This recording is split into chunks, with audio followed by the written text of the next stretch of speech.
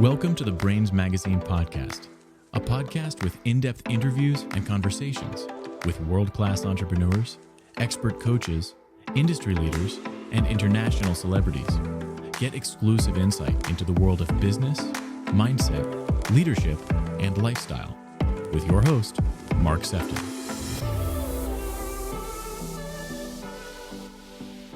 I want to welcome you to the next episode of the Brainz Magazine podcast. And today we have Pritesh Lohar. Pritesh is a certified life coach. He's also a mindset coach, and he's also an AI evangelist. How are you today, Pritesh? Yeah, I'm doing great, Mark. Yeah, it's a pleasure and a privilege to be here doing this podcast. Yeah, I'm looking forward to it. You know, it's always a great honor for me to be able to chat with people like you who are creating and who are out there doing some great things in the world. And I'm always fascinated by human behavior anyway. So for me, this is going to be as enjoyable as hopefully it is for you. And obviously, most importantly, the people that are listening to the Brainz podcast. So what I wanted to start with, actually, because it really kind of took my my attention, is this AI evangelist piece that you have. So I wanted to know, what is it about AI which has made you the AI evangelist? Because a lot of people, they seem to either be really skeptical and want nothing to do with it, or you've got people that fully embrace it and are working with it and are reaping the results. Yeah, that's a nice question, Mark. And I think I believe in the latter part, the second one. Like, I fully embrace it because it's not going to go away and it's here to stay. The question is, how are people going to use it? So I did the course with MINDVALLEY.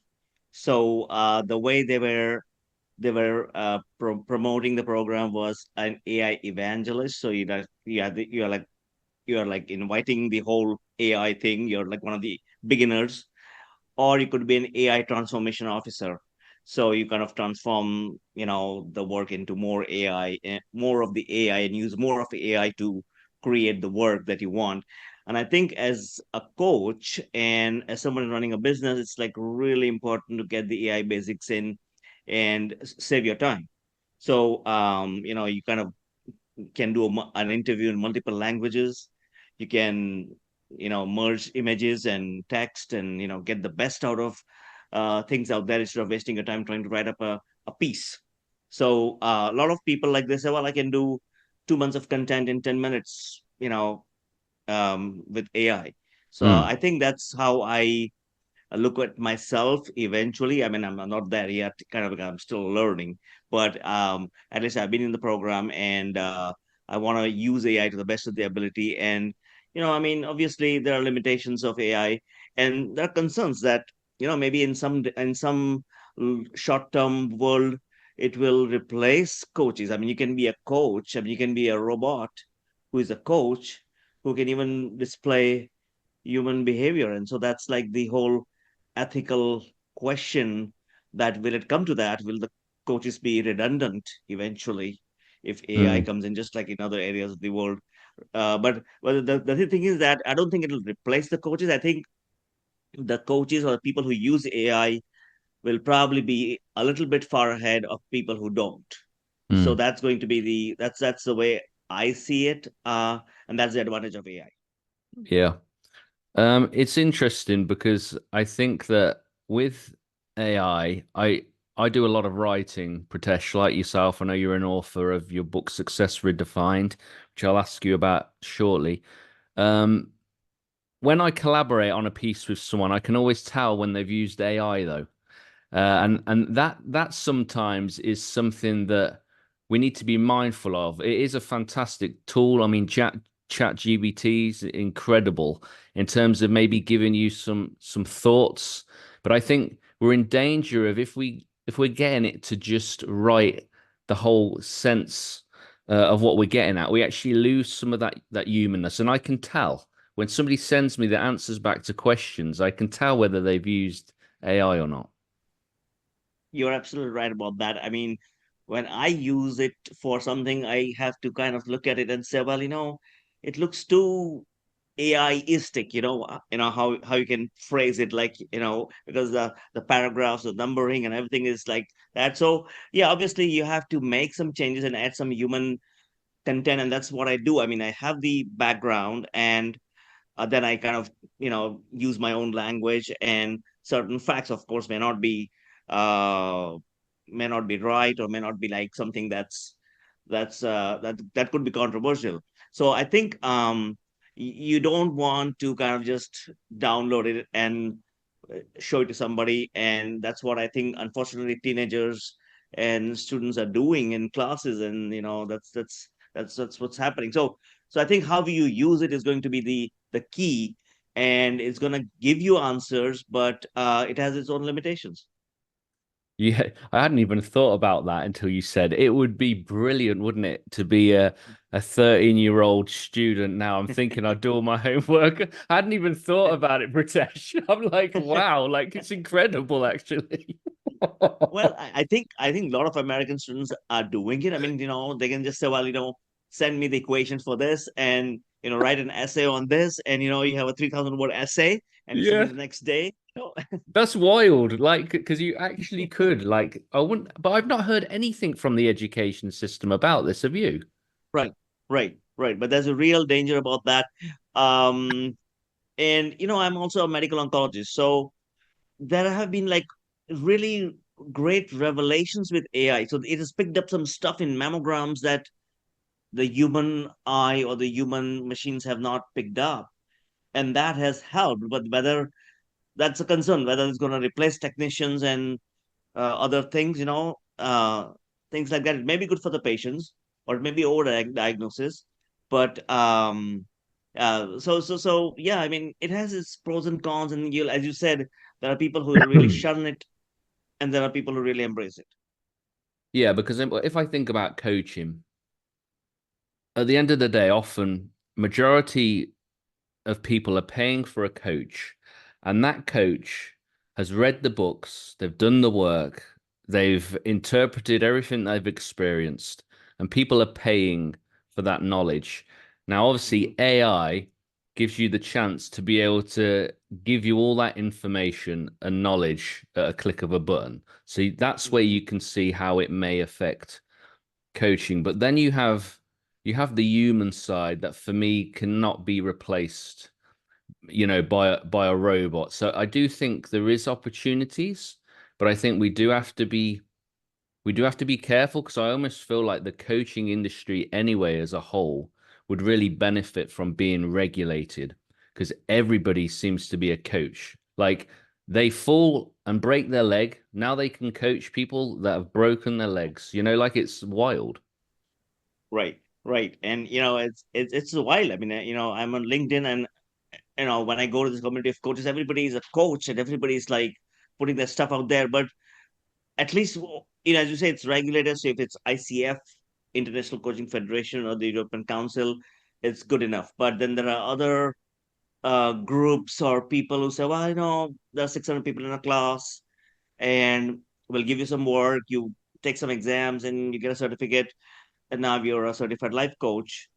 And 80% of those people just don't know what to do with it. So it's kind of I wouldn't say it's a scam, but it's like people, as you say, are attracted to it more, in Yeah. the sense that the financial part really guides them, or drives them to kind of go into coaching. Very few people, I would say, are driven by the need to help others or help themselves, and that's the story that I tell myself. But it's mostly financial, that you get a business, you become a business coach, and you can charge them $100,000 an hour, and so people become business coaches, but then they don't really know the nuances of business coaching, and Yeah. then they get frustrated and give up. So Yeah. I was going to ask you, obviously, you talked about Mindvalley, and I've interviewed Vision mhm, and Regan Hillier, mhm, and then somebody mhm. else that you actually have co-authored a book with, Jack Canfield, Oh, who's one of my favorite interviews that I've had on Brainz. What is that like, being a best-selling author with Jack Canfield, and how did that come about? I'd love to know. Yeah, it's an amazing thing. So to be honest, I haven't met Jack yet. I'm gonna meet him on 1st October. But and I have a second book coming out too with Jack, so that's another exciting thing. But I used to kind of be with him in his Jack Canfield training program, and then there were some emails back and forth, and there was an invitation from him about co-authoring a book with his branding agency. And I didn't see anything greater than that to tell my story, because I have multiple stories in my life, but the latest story was something that excited me to kind of share it with the world. And I have some people who are really, like, I really believe in them, like Robin Sharma. Like, the thing he writes about is like just so close to the and then the Mongosaurus Ferrari was like that starting point in way back in 2007 for me, just like then it happened again. So yeah, it was very exciting to work with Jack's colleagues and company. And I'll be going in September to collect my awards in Beverly Hills, and the awards are made by the same people who make the Oscars. So, and then second book is coming out next month, and it's called Mindset Matters. Okay, and so since I'm a mindset coach, and then the offer came about to co-author a book there, I said like, whoa, that's just karma or the universe, showing me how to kind of go through that cycle. So it's really exciting to be able to tell my story. And even though it was scary at first to tell my story, like with no, just raw, okay, it's like, Mm, it's scary because then people will know the real you. But mm, it's what it is. And so mm. of course, best-selling author feels good. I'll have my awards in my hands, and it's going to be a big achievement. But it's also like a good tool to use to kind of market myself. Mm. Now you mentioned about you've got lots of stories in your Hmm. life, Pritesh, and one thing that really, when I was looking over your work and I was taking a deep dive into you, I'm always fascinated by certain traits.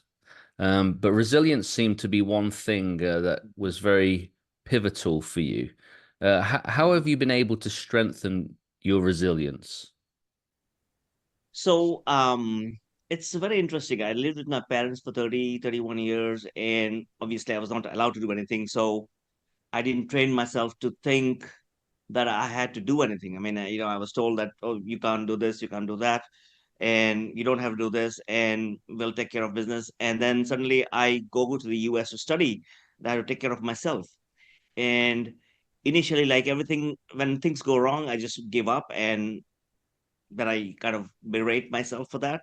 But then as things kind of got tougher in life with my marriage, raising the boys, um, and then the first real downfall came in 2007, and I had to pick up the pieces of you know, my future, my career, my personal life, my professional life, everything like that.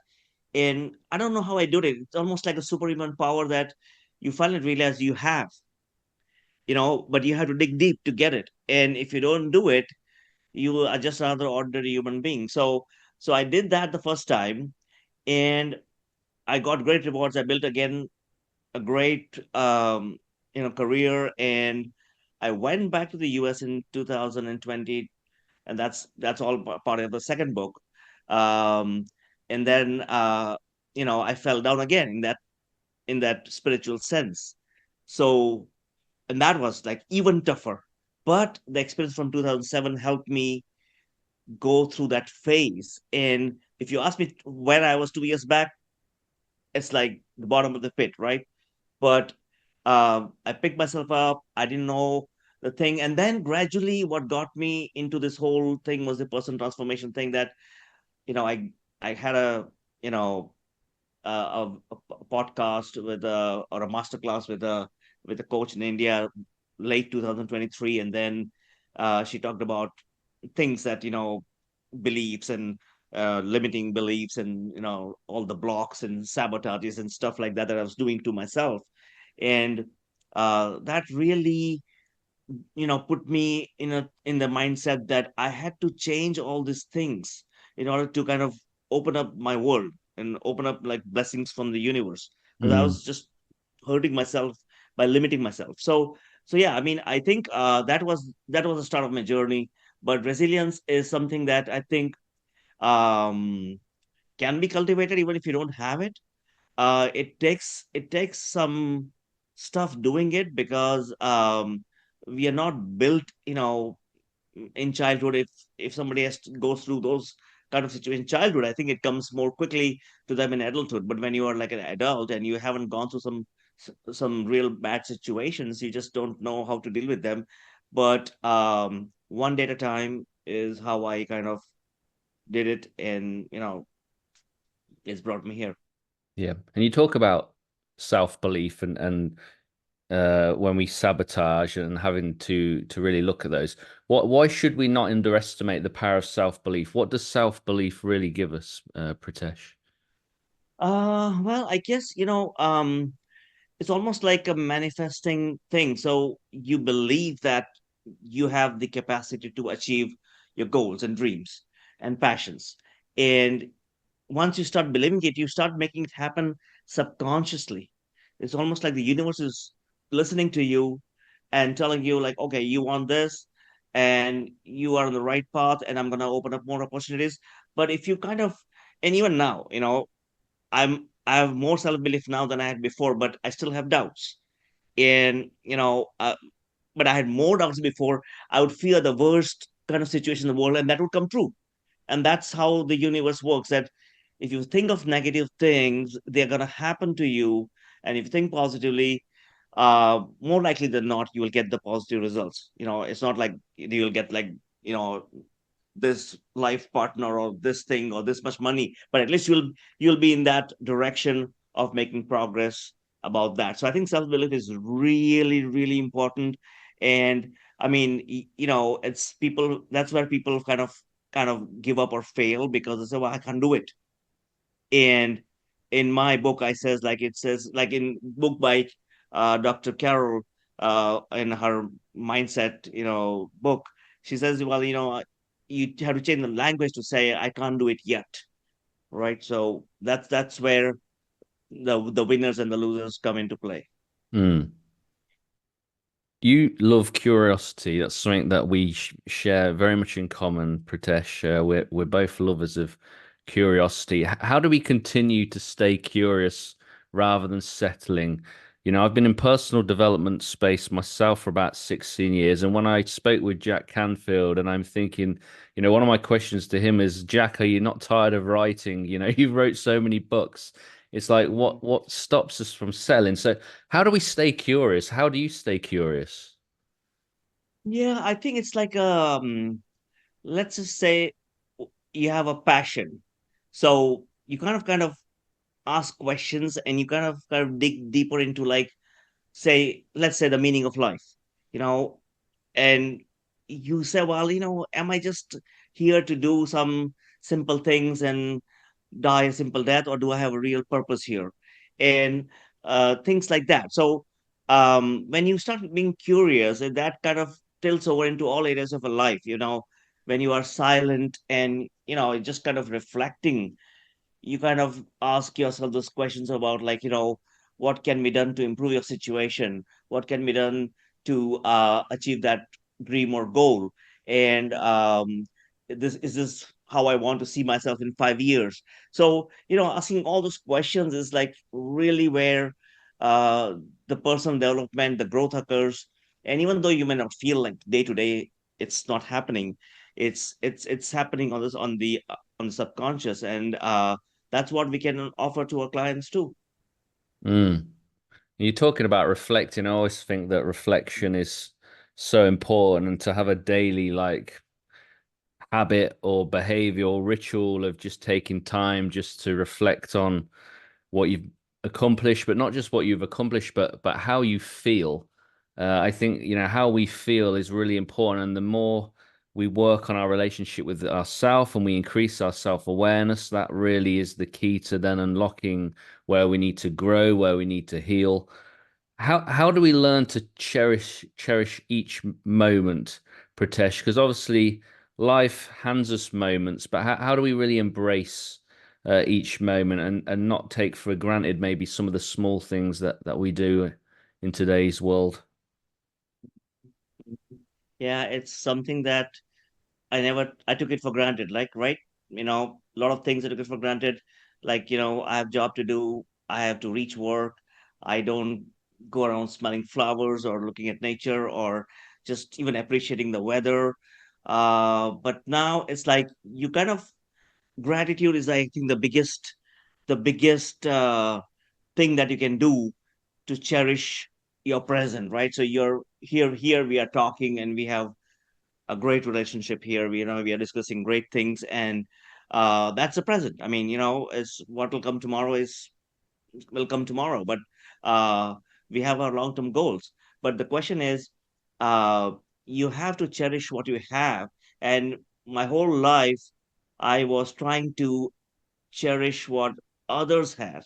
So, it just possessions, stuff like that, okay, he has a car, he has a house, he has this much money, and I know I need to get there in, that busy bustle of life. And that's where you lose the appreciation of the daily small things that build up your life. Just even small gestures of gratitude or help or learning, just or maybe a smile, this kind of things that kind of make up your day, even if Mm. you're having a bad day. I mean, you can say, well, I had a bad day, but it wasn't, it's not a bad life. So that's how you kind of, some people just equate that, like, that everything is bad for me, so it's like I have a bad life. But Mm. it's what you talk to yourself that also, uh that's, as you said, self-awareness, that creates the whole world that we live in, because you can change your self-talk. Yeah, self-talk is unbelievable. How it can imprison you or unlock you based on the story you keep telling yourself. And as soon as you change the disc and you change what you're hearing, it's amazing that then changes the feeling. But that's just how our body works and our mind works. We have a thought and then it produces a feeling. Change the thought, then the feelings change.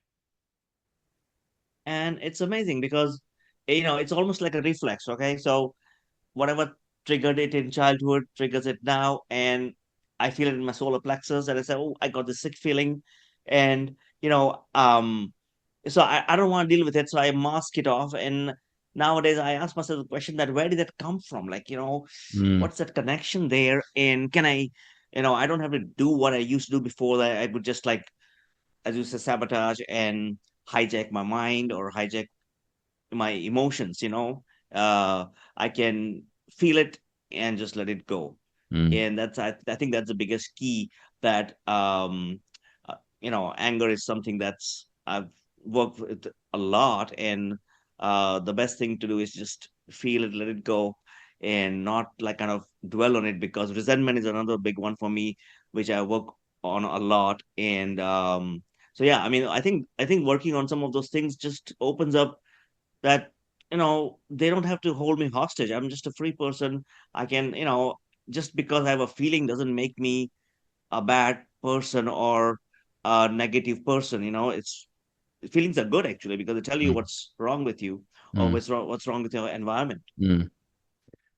How do we build a brand which resonates emotionally? I know that you work with people that have their own business, and this is something that I think is really important. So I kind of wanted to get some of your wisdom on it. How do we actually create a brand that does resonate emotionally with people? Because we're talking about feelings there. We are emotional. Emotions are feedback. So how do we bring that response in our brand?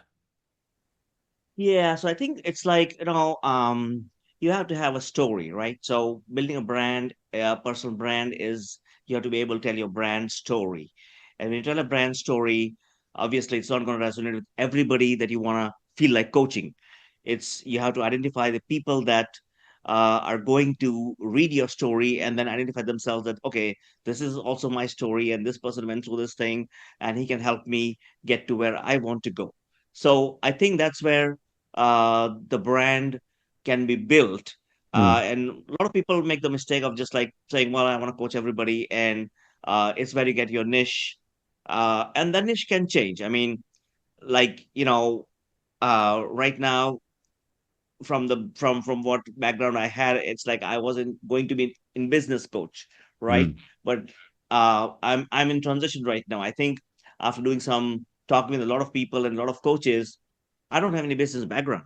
So it's like I feel like, why would anybody pay me to big bucks to train them? And they say, well, you don't have any business background. So right now I'm more into uh, leadership excellence in healthcare, and a physician kind of coach and a mentor coach, and even a cancer coach to my patients. And the biggest thing, of course, I'm a life coach, so I'll do all life situation coaching, and a mindset and transformation coach. So most likely that's where people fail, because you have to coach the person, not the problem. But a lot of times you end up short. You're looking very shortly. Well, I'll solve your problem, and that's the end of the story. But then the problem is going to crop up again. Mm. So yeah. So as a business coach, I won't tell you much, because I think I'm changing that identity of myself. But I'd like in the future to get some business background, and be able to kind of coach businesses, and leadership, and delve more into emotional intelligence and Mm. positive psychology.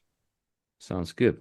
Now, as we start to bring this into land, Pritesh, where is the best place for people to find out more about you and your business? So I have two websites. I mean, I have a School of Mindset Coaching, schoolofmindsetcoaching.com. So that's where we have all our courses, and you know, uh, that's kind of a learning thing where people, if they want to take courses, they can enroll. They can be in a community.